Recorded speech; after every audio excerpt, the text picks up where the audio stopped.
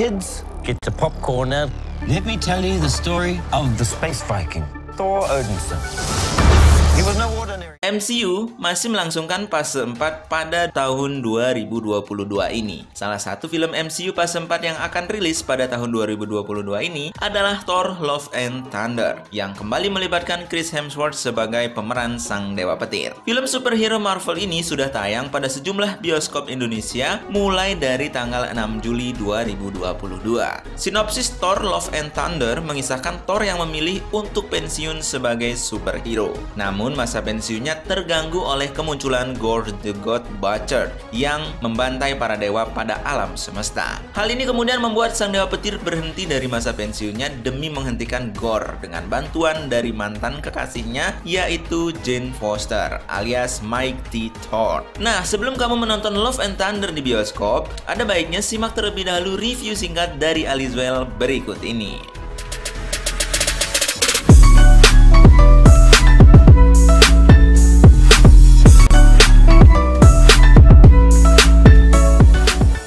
Film yang menyenangkan, tetapi kurang terasa spesial. Love and Thunder kembali melibatkan Taika Waititi sebagai sutradaranya. Dengan begitu, tak mengherankan jika Love and Thunder kembali mengusung genre komedi layaknya Thor Ragnarok pada tahun 2017. Jadi, sepanjang filmnya kamu akan bisa melihat momen komedi yang jauh lebih banyak ketimbang film MCU pada umumnya dengan konflik cerita yang juga tidak terlalu berat. Porsi komedi dalam film ini pun terbilang cukup pas dan tidak terlalu mengganggu adegan emosionalnya. Celetukan konyol Thor serta sejumlah karakter akan sukses membuat kamu tertawa terbahak-bahak saat menonton. Namun, Love and Thunder juga masih memiliki sejumlah momen yang berhasil menghangatkan hati hingga terharu sekalipun. Hanya saja, menurut Alizwell, Love and Thunder tidak terlalu meninggalkan kesan yang begitu spesial sebagai sebuah film MCU. Kamu memang akan memiliki pengalaman menonton yang menyenangkan sepanjang film berkat sejumlah momen komedinya.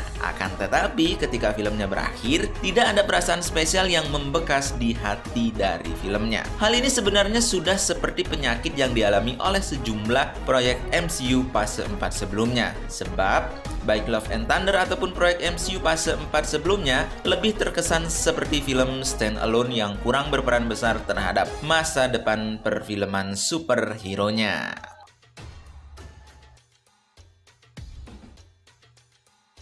Memberikan kejelasan terhadap hubungan Thor dan Jane Foster. Love and Thunder memang memiliki nuansa romansa yang cukup kental untuk sebuah film MCU. Namun, unsur romansa dalam Love and Thunder tidak terasa cheesy seperti pada film romantis biasa. Sebab kehadiran romansa pada film ini lebih memiliki tujuan untuk memberikan kejelasan terkait hubungan Thor dengan Jane Foster yang tak terlalu terungkap dalam Thor Ragnarok. Lewat Love and Thunder, kita akan bisa melihat adegan flashback yang menampilkan masa lalu Thor dengan Jane serta alasan mengapa mereka akhirnya putus hubungan. Selain itu, film ini juga mengungkapkan bagaimana perasaan mereka antara satu sama lain sejak berpisah. Chemistry Chris dan Natalie Portman sebagai Thor dan Jane Foster juga tetap terlihat solid walaupun terakhir kali berakting bersama dalam Thor The Dark World pada tahun 2014.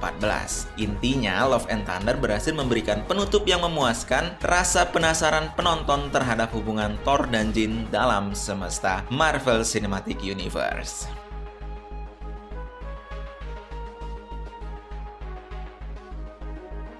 Villain yang bikin simpati sekaligus membuat ngeri. Seluruh pemain dalam Love and Thunder terbilang berhasil memberikan performa yang memukau, termasuk karakter cameo sekalipun. Namun, menurut Alizwell, aktor yang paling sukses mencuri perhatian dalam film ini adalah Christian Bale sebagai Gorr the God Butcher.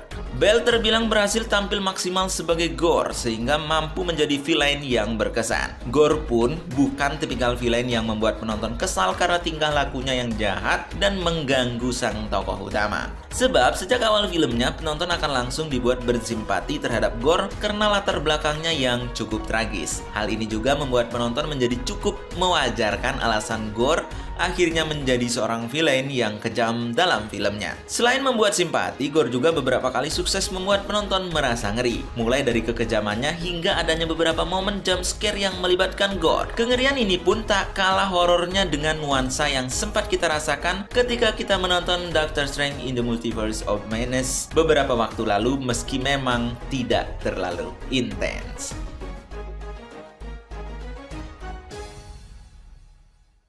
Soundtrack asik yang tak dibarengi CGI apik.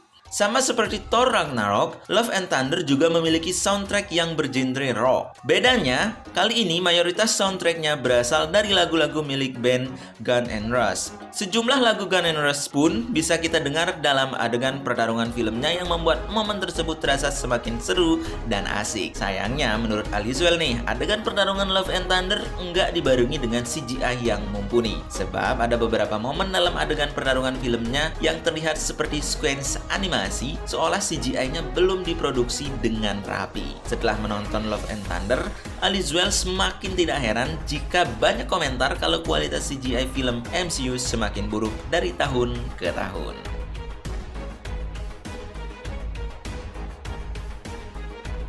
Nah teman-teman, secara garis besar, Thor Love and Thunder berhasil memberikan pengalaman menonton yang sangat menyenangkan. Tapi tak terlalu terasa spesial setelah kita menyaksikannya. Nah teman-teman yang berminat, film ini sudah bisa disaksikan pada sejumlah jaringan bioskop di Indonesia mulai dari tanggal 6 Juli 2022 kemarin. Bagaimana tanggapan kamu dengan review film Love and Thunder ini? Share pendapat kamu di kolom komentar dan jangan lupa untuk subscribe channel Alizwell. Kita bertemu lagi di video selanjutnya.